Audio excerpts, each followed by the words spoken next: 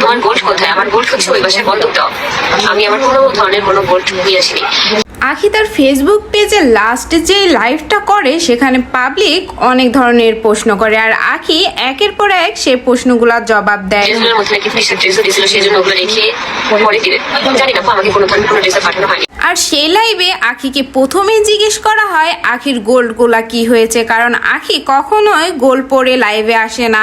কিন্তু দেখলাম যে মাত্র ভিডিও বানানো হয়ে গেছে, ভিডিও থেকে ডলার ইনকাম করা হয়ে গেছে।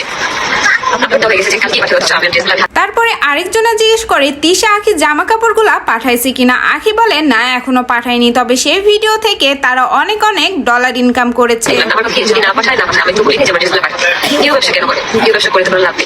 আখি তিশাকে উদ্দেশ্য করে আরো বলে, জামা যখন পাঠাবি না তবে কেন বললি? এভাবে ভিউ ব্যবসা করে তো কোনো লাভ নেই, ভিউ ব্যবসা কেন করলি মিথ্যা বলে?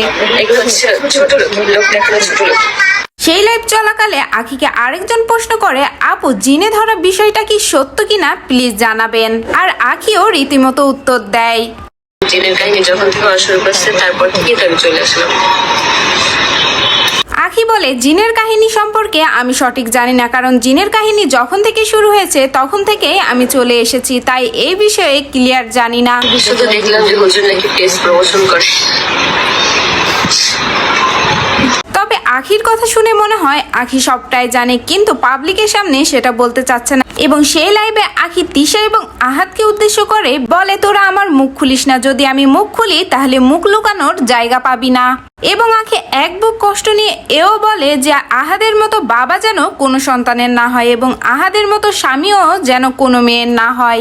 আল্লাহ ছাড় দেন কিন্তু ছেড়ে দেন না, ঠিকই প্রকৃতি এর হিসাব নিয়ে নেবে। সো ভিউয়ার্স, এই বিষয়ে আপনাদের মতামতটি জানিয়ে যাবেন এবং জিনের ব্যাপারটি আপনাদের কাছে কি মনে হয় সেটাও কমেন্ট করে জানাবেন। এবং নেক্সট আপডেট পেতে অবশ্যই চ্যানেলটি সাবস্ক্রাইব করে ভিডিওতে লাইক দিয়ে যাবেন।